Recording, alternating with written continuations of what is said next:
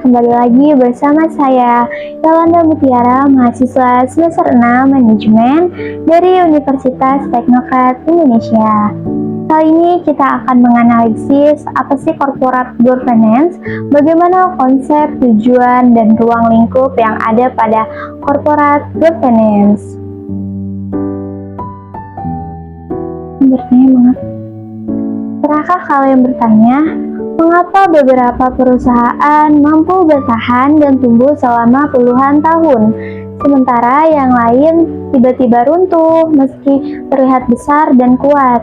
Jawabannya, seringkali bukan hanya soal strategi bisnis atau modal besar, tapi soal bagaimana perusahaan itu dikelola.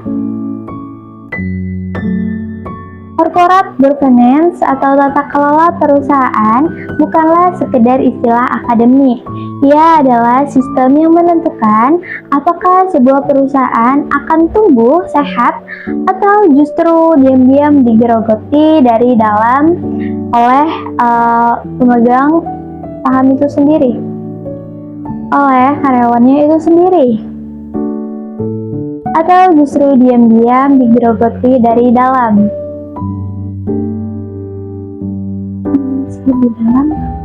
Hari ini kita akan menganalisis lebih dalam apa sebenarnya konsep corporate governance, apa tujuannya, dan sejauh mana ruang lingkupnya.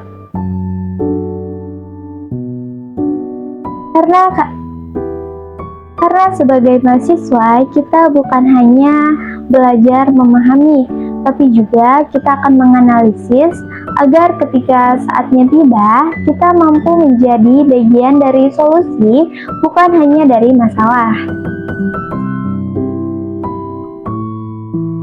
Bersama-sama, mari kita pahami dulu konsep corporate governance. Corporate governance adalah seperangkat aturan, praktik, dan proses yang mengarahkan dan mengendalikan perusahaan. Nah, ini mencakup hubungan antara manajemen, dewan direksi, pemegang saham, dan stakeholder lainnya. Tujuan utamanya adalah untuk menciptakan keseimbangan antara kekuasaan dan tanggung jawab dalam perusahaan untuk mencapai tujuan jangka secara etis dan berkelanjutan.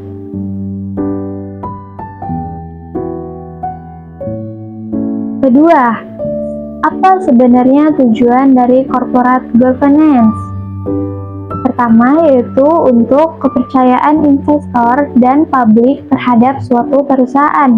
Yang kedua, mencegah penyalahgunaan kekuasaan dan korupsi dalam manajemen. Yang ketiga, yaitu untuk menjamin transparansi dan akuntabilitas dalam pengambilan keputusan. Yang keempat, yaitu meningkatkan efisiensi operasional pada perusahaan. Lalu yang terakhir, untuk melindungi hak-hak pemegang saham dan pemangku kepentingan lainnya. Dengan corporate governance yang baik, perusahaan bisa menciptakan nilai yang panjang yang tidak hanya untuk menguntungkan, tapi juga bertanggung jawab secara sosial.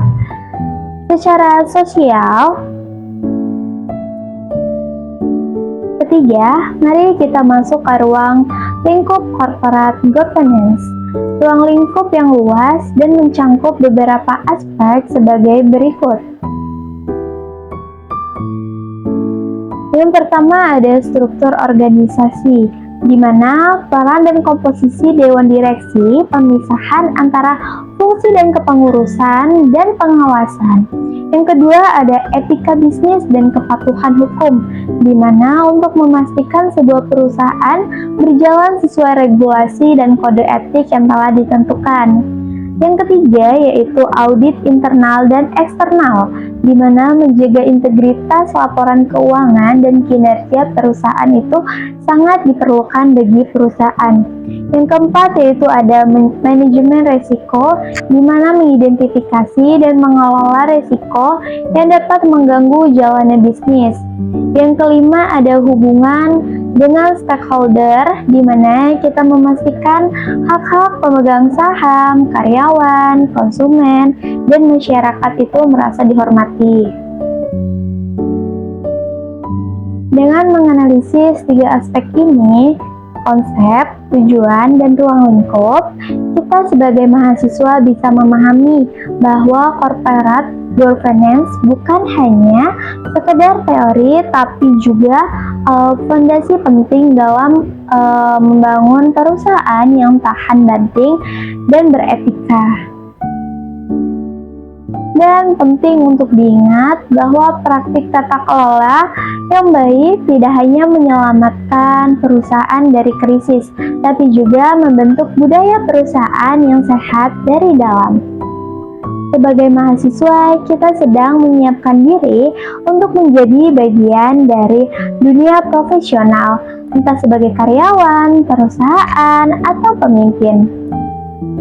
Maka memahami dan menganalisis corporate governance bukan hanya soal nilai di kelas, tapi soal nilai dalam kehidupan nyata. Karena perusahaan yang besar bukan hanya dibangun oleh ide yang hebat, tetapi oleh orang-orang yang tahu bagaimana menjalankannya dengan benar, jujur, dan adil. Mulailah dari sekarang dengan memahami konsepnya, mengerti tujuannya, dan menganalisis ruang lingkupnya. Karena masa depan bisnis yang lebih etis dan bertanggung jawab ada di tangan generasi kita. Oke, segitu saja yang dapat saya sampaikan. Wassalamualaikum warahmatullahi wabarakatuh.